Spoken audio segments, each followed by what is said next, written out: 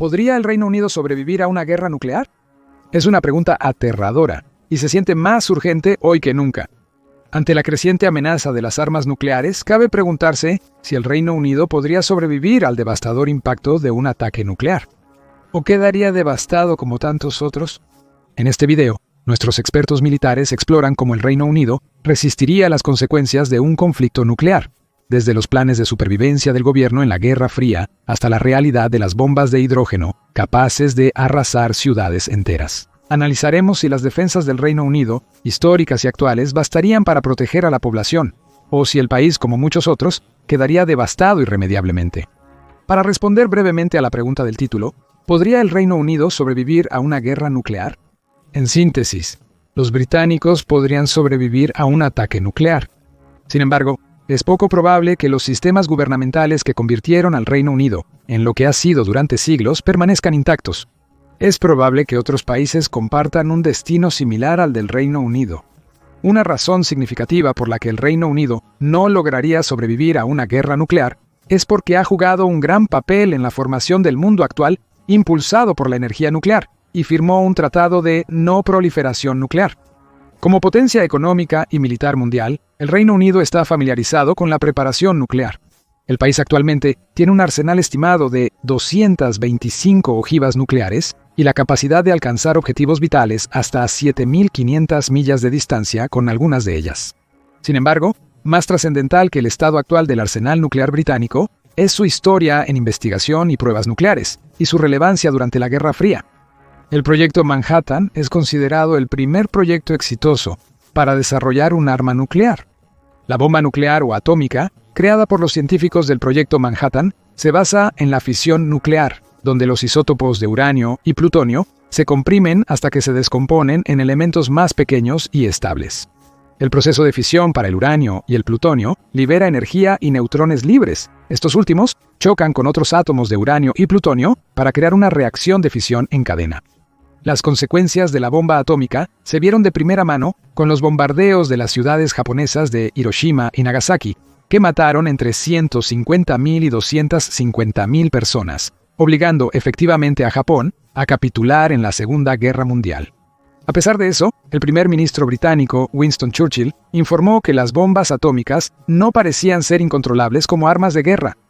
Esto se debió a que el Reino Unido fue uno de los mayores contribuyentes al programa nuclear de Estados Unidos durante el proyecto Manhattan. Ambos países creían que su conocimiento sobre el funcionamiento de la bomba atómica les permitía crear suficientes contramedidas para evitar que las bombas enemigas devastaran sus territorios. La alianza entre Estados Unidos y Reino Unido no perduró mucho tras el fin de la Segunda Guerra Mundial. En 1946, una serie de escándalos de espionaje, algunos involucrando a funcionarios británicos, deterioró la relación entre los dos países, aunque permanecieron aliados.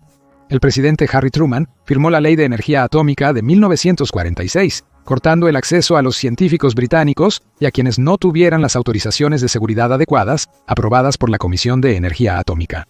Esto ha llevado al Reino Unido a realizar esfuerzos independientes para crear su arsenal nuclear y posiblemente mejorar los diseños de las bombas atómicas creadas durante la Segunda Guerra Mundial. Uno de esos desarrollos fue la posibilidad de mejorar la bomba de fisión para usar una fuente de energía diferente y aumentar su producción de energía. Este es el concepto de la bomba de fusión o bomba de hidrógeno. El proceso de fusión se basa en dos isótopos pesados de hidrógeno, deuterio y tritio. A diferencia del hidrógeno base, que contiene un solo protón, los isótopos contienen uno o dos neutrones respectivamente. Estos isótopos se pueden encontrar en trazas entre los átomos de hidrógeno generales o unidos en moléculas como el deuteruro de litio. El proceso de fusión combina dos isótopos de hidrógeno para formar helio, con dos protones y neutrones. El resultado es un átomo de hidrógeno, un neutrón libre con gran cantidad de energía cinética, ya que el deuterio y el tritio contienen 3 neutrones en total. El proceso de fusión tiene el potencial de generar significativamente más energía que la fisión nuclear. También necesita una gran cantidad de energía para iniciar. Una forma de iniciar la reacción de fusión es con la reacción de fisión. De hecho, la bomba de hidrógeno requiere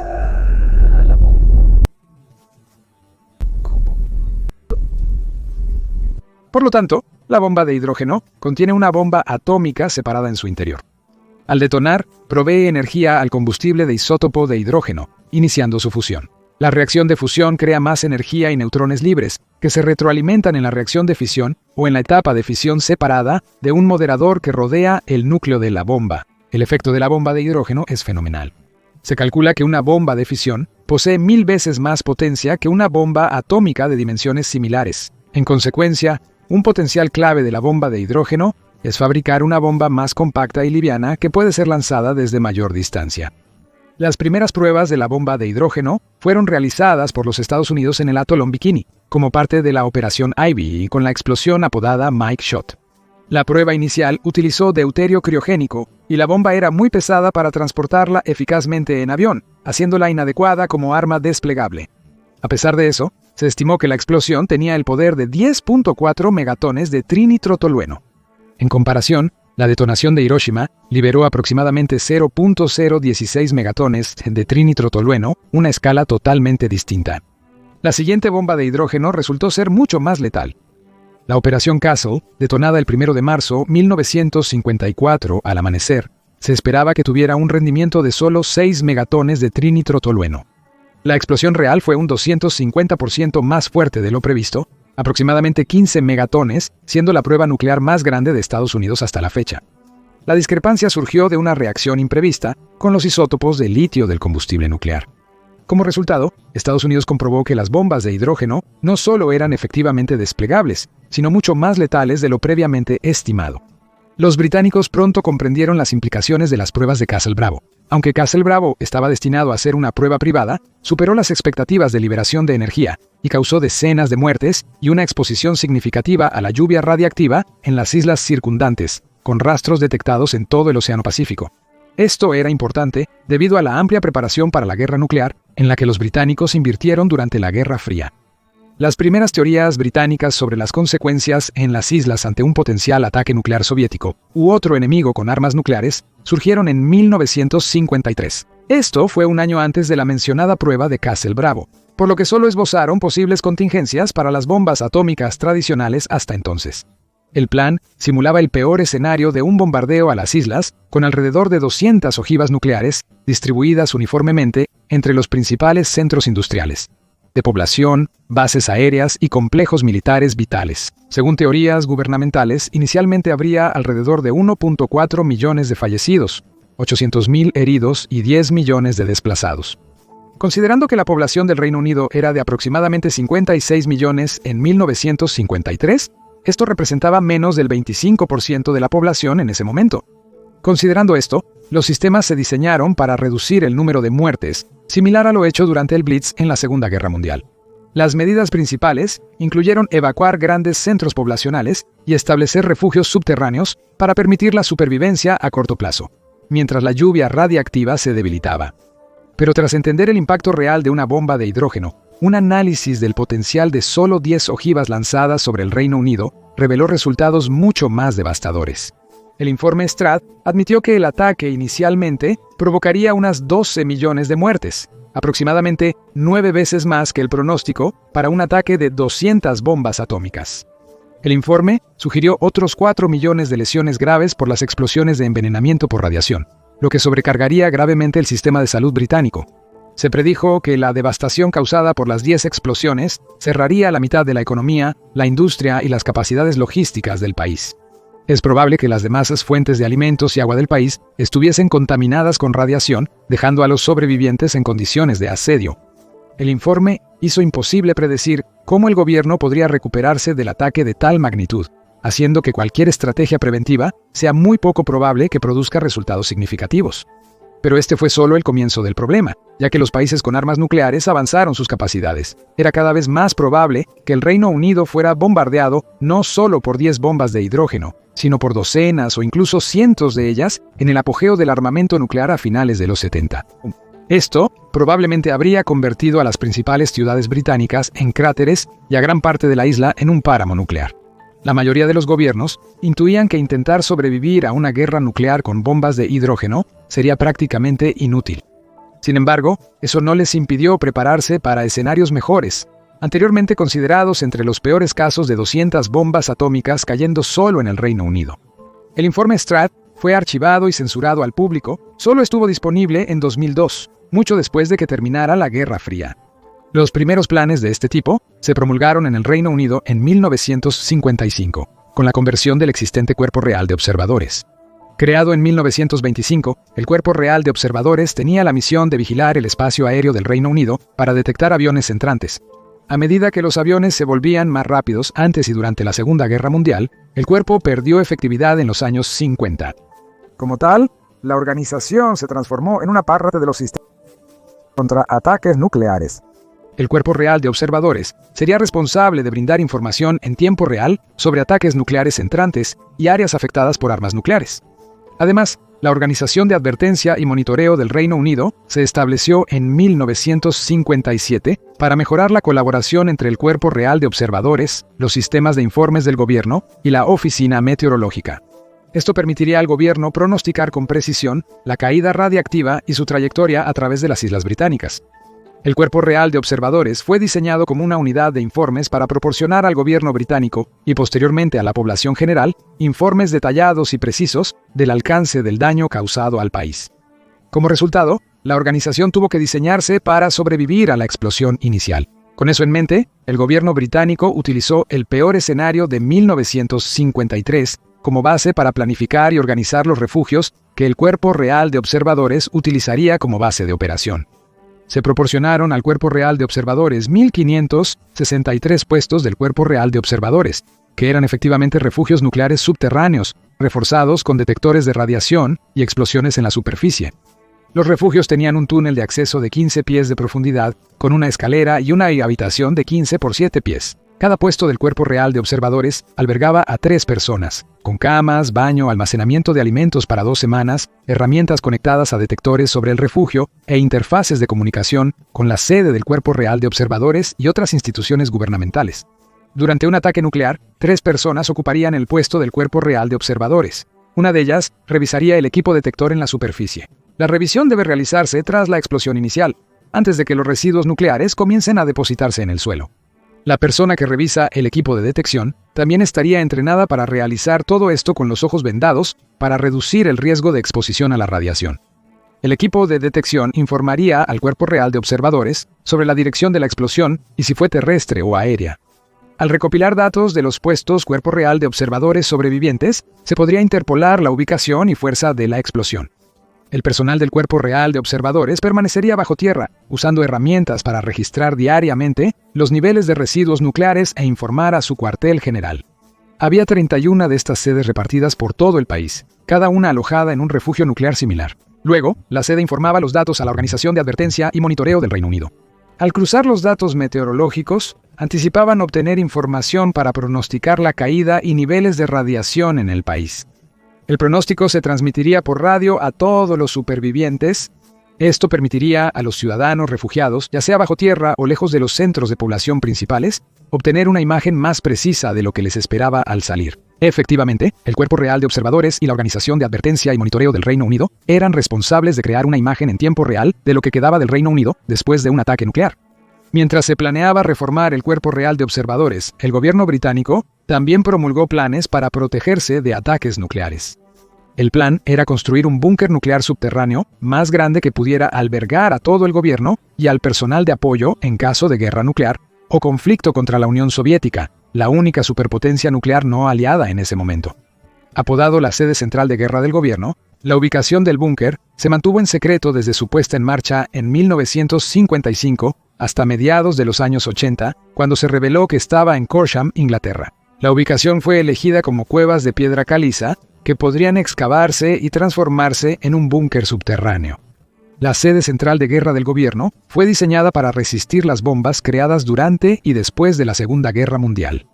Podría sostener a 4.000 ocupantes durante 3 meses, incluyendo a políticos seleccionados, analistas y científicos, personal de apoyo vital y personal militar, así como al primer ministro y muy probablemente a la familia real.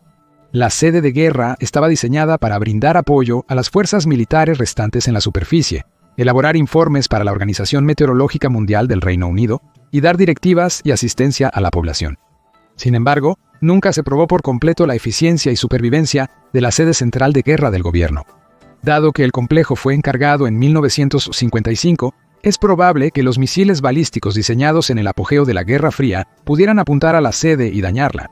La fecha de su comisión también es alrededor del tiempo de la reorganización del Cuerpo Real de Observadores, pero antes de que se fundara la Organización de Advertencia y Monitoreo del Reino Unido y se realizara el informe Strath. Esto implicaba que los diseños originales del búnker se crearon años antes de que el Reino Unido comprendiera el alcance destructivo de las bombas atómicas, y mucho menos las de hidrógeno. Además, el búnker estaba diseñado principalmente como la sede del país en tiempos de guerra, alojando a funcionarios del gobierno, investigadores y estrategas. Su meta era guiar a la nación en la guerra contra el país que los atacó con armas nucleares. Este plan se construyó sobre una falacia lógica seria. Suponía que una guerra atómica duraría quizás tanto como una tradicional, con bombas atómicas siendo precursores de formas tradicionales de guerra, como se vio en la Primera y Segunda Guerra Mundial, al menos para Hiroshima y Nagasaki. El gobierno británico creía que, si sobrevivía a la explosión inicial, el cuartel general de guerra permitiría al Reino Unido contraatacar y mantener su ejército efectivo en los años siguientes. El concepto fue llamado Guerra de Espalda Rota en el Libro Blanco Británico de 1952. Explicaba que las bombas atómicas lanzadas por ambos lados diezmarían el potencial económico y militar de todas las naciones o coaliciones participantes.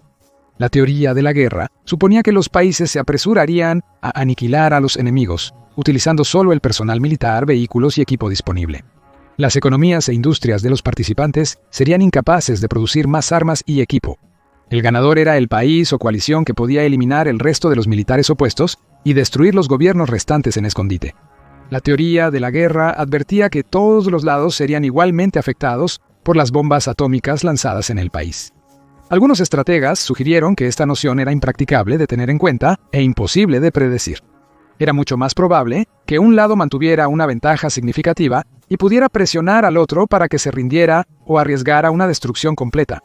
El cuartel general de guerra no estaba construido para reestructurar el Reino Unido en caso de aniquilación nuclear total.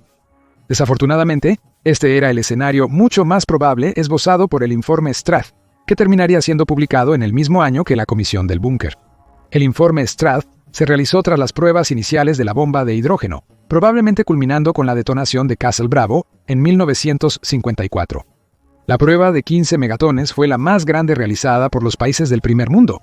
Sin embargo, los soviéticos superaron eso en 1961 con la detonación de la Tsar bomba, que produjo de 50 a 58 megatones de trinitrotolueno.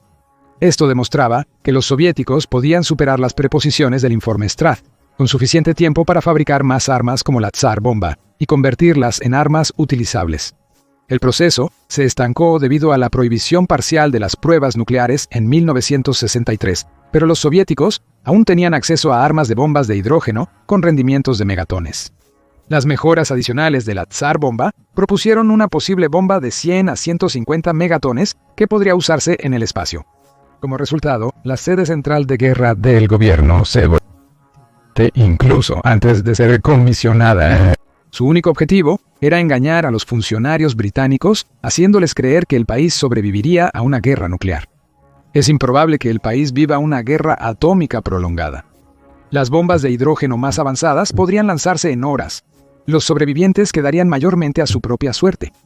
En el raro caso de que la sede lograra sobrevivir al ataque inicial, no estaba claro si el gobierno podría realmente reafirmarse desde una posición central y recuperar la totalidad del territorio del Reino Unido.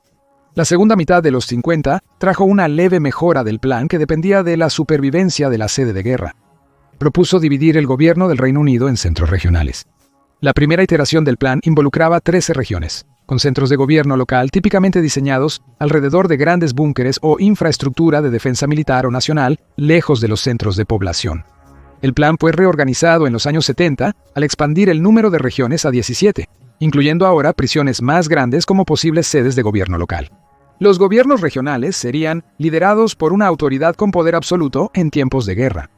El gobierno regional tendría que eliminar las secuelas y gestionar los recursos para ayudar a la recuperación del país, así como mantener el orden sin liderazgo nacional.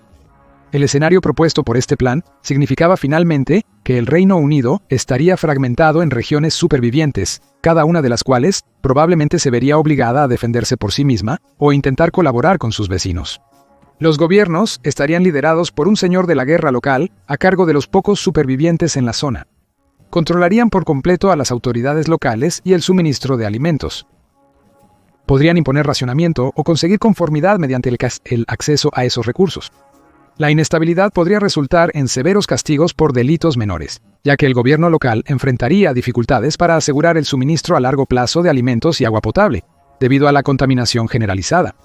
La situación empeoraría, ya que los gobiernos locales intentarían controlar las tierras agrícolas disponibles. Si no lo hicieran, colapsarían y abandonarían a la población, dando lugar a un nuevo orden o estructura gubernamental como intento de autorregulación. La contaminación probablemente hará insostenible la agricultura masiva, obligando a la población a depender de la caza y la recolección. En efecto, el Reino Unido y otros países cercanos a una explosión de bomba de hidrógeno serían bombardeados hasta la edad de piedra. Por suerte, el gobierno británico elaboró un plan más realista. En lugar de suponer que el gobierno sobreviviría de alguna manera y sería capaz de guiar a la población general hacia la salvación, un plan de los años 70 esbozó una nueva estrategia: proteger y sobrevivir. Proteger y sobrevivir se basaba en el prerrogativa de que se podía y debía enseñar a la población general sobre las amenazas de la guerra nuclear. La iniciativa usó varias campañas informativas que explicaban cómo los ciudadanos debían prepararse para sobrevivir a la guerra nuclear sin ayuda del gobierno. Desarrolló planes detallados para refugios antiaéreos y habitaciones de supervivencia caseras, detallando el equipamiento y suministros necesarios para sobrevivir por periodos prolongados sin salir. El contenido informativo también incluía descripciones detalladas de los peligros de la lluvia radiactiva y la necesidad de mantener los canales de comunicación después del ataque. La iniciativa sugirió que la Organización de Advertencia y Monitoreo del Reino Unido, preestablecido, podría mantener torres de radio en todo el país, enfocadas en distribuir una sola frecuencia radial nacional, conocida como el servicio de transmisión en tiempo de guerra. El servicio transmitiría cada hora, con las primeras transmisiones siguiendo el formato del folleto para que las personas pudieran seguirlas. Si el Cuerpo Real de Observadores y la Organización de Advertencia y Monitoreo del Reino Unido pudieran pronosticar significativamente la distribución de los residuos nucleares, diversificarían sus transmisiones. Se estimó que las personas podrían salir de sus hogares después de al menos 2 semanas para inspeccionar su entorno y comenzar a reconstruir. La iniciativa Proteger y Sobrevivir se distribuiría como folletos o se transmitiría en los principales canales de televisión y radio cuando la amenaza de guerra nuclear estuviera a días de distancia. Sin embargo, dada la incertidumbre sobre su efectividad a corto plazo y el gran interés público, el gobierno publicó el contenido en 1980. Sin embargo, es improbable que la preparación ayude en caso de un conflicto bélico con bombas de hidrógeno.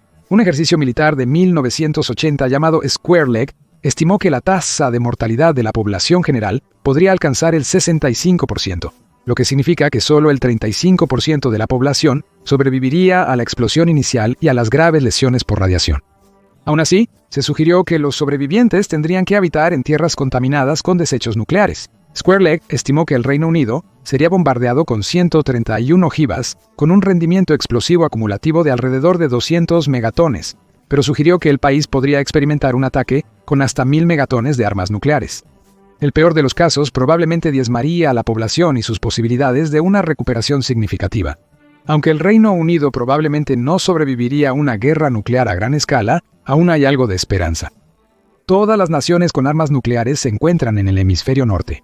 Acuerdos defensivos sugieren que un lanzamiento de misiles nucleares por Rusia, China o la Organización del Tratado del Atlántico Norte probablemente desencadenaría una serie de contraataques. Estos se dirigirán principalmente al hemisferio norte. Como resultado, cuanto más al sur del Ecuador esté un país, es más probable que no experimente las consecuencias directas de una explosión nuclear. Entre las naciones del hemisferio sur, los países desarrollados como Australia y Nueva Zelanda tendrían la mayor probabilidad de mantener sistemas gubernamentales a nivel nacional. Debido a sus lazos históricos con los británicos a través del Imperio Británico, probablemente serían lo que queda del Reino Unido moderno. Considerando todo esto, retomemos los sucesos más actuales vinculados a la intimidación de Putin con el armamento nuclear ruso. Desde el colapso de la Unión de Repúblicas Socialistas Soviéticas, el Reino Unido ha reducido significativamente los esfuerzos para asegurar que el gobierno sobreviva a una guerra nuclear. Los puestos del Cuerpo Real de Observadores han sido desechados, vendidos a museos privados o abandonados en áreas rurales. Algunos se vendieron a inversores privados y se reequiparon como refugios antibombas. El búnker de la sede central de guerra del gobierno nunca se usó realmente y ha sido vendido o convertido parcialmente en museos o almacenes. La iniciativa Proteger y Sobrevivir dejó la conciencia del público después de años de irrelevancia.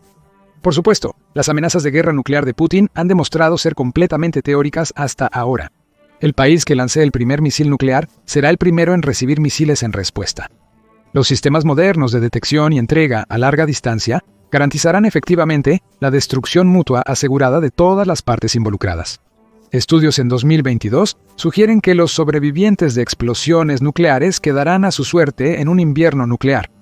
Con temperaturas que caen hasta 40 grados Fahrenheit, aproximadamente 5.000 millones de personas podrían morir de hambre, reduciendo la población mundial en más de la mitad. Sería el fin de la civilización como la conocemos. La guerra en Ucrania sigue en curso y presagia un futuro incierto para todos, incluido el Reino Unido. Depende de las superpotencias globales darse cuenta de que no habrá un ganador en una guerra nuclear, solo perdedores luchando por la supervivencia. Déjanos saber lo que piensas en los comentarios y gracias por ver. Ahora revisa por qué el Reino Unido debe ir a la guerra con Rusia o mira este otro video.